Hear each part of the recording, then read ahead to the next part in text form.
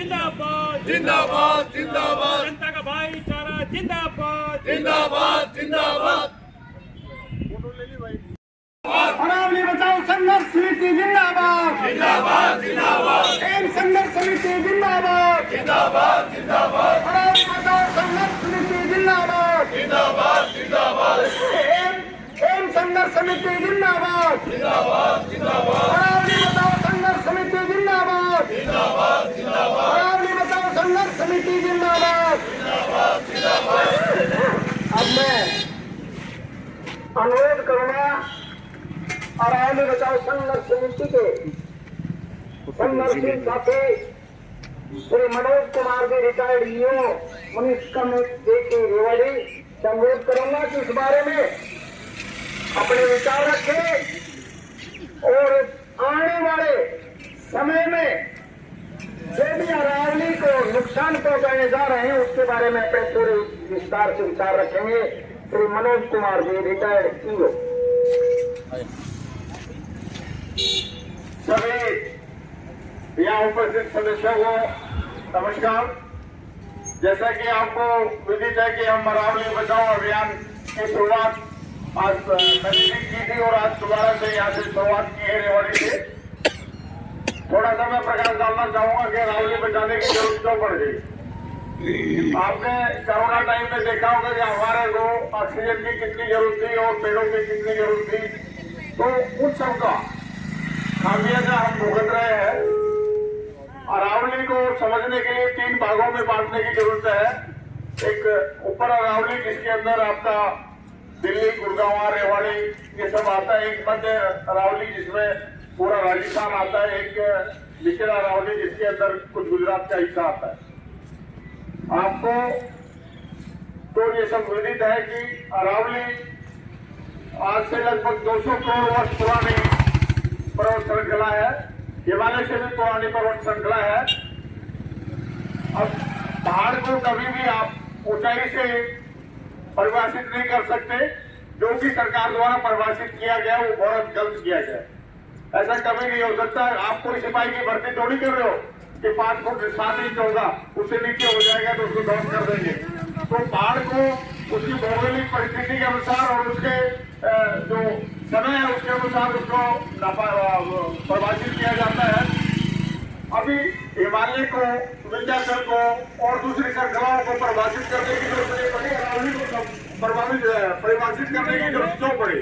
क्योंकि जो खनिज माफिया है, जो भूमाफिया है, उन सबको इसकी जरूरत है।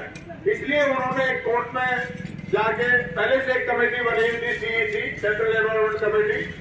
उस एनवायरमेंट जो कमेटी थी वो इस पे कार्य कर रही थी। अचानक की सरकार ने आने के बाद 2020 में उस कमेटी को भंग कर दिया। उसके बाद सुप्रीम कोर्ट में किसी ने केस डाला और उसके ऊपर उन्होंने एक कहा कि भाई आप हमें बताओ कि अरावली के बारे में। तो सरकार द्वारा कोई जवाब नहीं दिया गया। सुप्रीम कोर्ट ने कहा कि हम तुम्हारे ऊपर कंटेम्प्ट बनाएंगे कि आप अरावली को परिभाषित नहीं कर रहे, बता नहीं पाए। तो अरावली को पहले Forest Survey of India, Geological Survey of India द्वारा पहले भी परिभाषित किया जा चुका है कि भाई अरावली में क्या क्या होगा, कैसे होगी। सारी जो श्रृंखला है वो सब अरावली के अंदर ही है। तो सरकार ने उसके डर के बारे उन्होंने एक कमेटी बना दी, जिस कमेटी के अंदर सिर्फ सरकारी अधिकारी थे, जिसमें कुछ हरियाणा सरकार के कर्मचारी अधिकारी थे, कुछ दिल्ली सरकार के, कुछ सेंट्रल एनवायरमेंट मिनिस्ट्री के और कुछ राजस्थान के। उन अधिकारियों ने एक रिपोर्ट सरकार को सौंप दी कि साहब 100 मीटर से ऊंचा जो पहाड़ होगा वो उसको हम अरावली मानेंगे, उससे नीचे वाले को नहीं मानेंगे। तो जैसा कि आपको पता है कि वो अधिकारी क्या करेंगे, 100 मीटर बता रहे हैं ना, तो कल वो सीधा लेके कह देंगे किसी को भी ये तो 98 कर दे इसका। तो ऐसे तो काम नहीं चलेगा। कानून अभी कह रहा कि नहीं हम खनन नहीं करेंगे, हमने आदेश जारी कर दिया। सरकार ने तो ये भी कर रखा है कि भाई यहाँ से ओवरलोडिंग नहीं होगी, लेकिन कम से कम 1000 ट्रक रोज आपके कुंड के पास से निकलते हैं, आप उनको देख सकते हैं। तो सरकार ने तो कानून बना रखा, लेकिन फिर भी ओवरलोडिंग हो रही है। तो इसी तरह से अरावली पर्वत के साथ भी ऐसा ही खिलवाड़ होगी। तो उन सब से बचाने के लिए राजस्थान ने एक मुहिम शुरू की हुई है। हरियाणा में इस मुहिम को शुरू कल नागौर में था, नांगल चौधरी में इस तरह की मुहिम शुरू हुई है। तो हम सब लोगों का ये कर्तव्य बनता है कि जो हमारे जीवन से खिलवाड़ हो रहा है अरावली को बचाने के लिए हमको अपना तन मन धन सब कुछ लगाना चाहिए ताकि हम अरावली को बचा सके, आने वाले जीवन को बचा सके।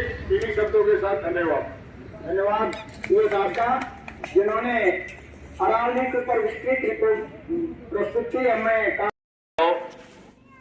और जितेंद्र जी मुख्याध्यापक और खजांची हमारे और हमारे ओम प्रकाश सैन उसके सचिव हैं, और आप तमाम लोग उस आंदोलन में भागीदारी, हिस्सेदारी, योगदान आपका रहा है।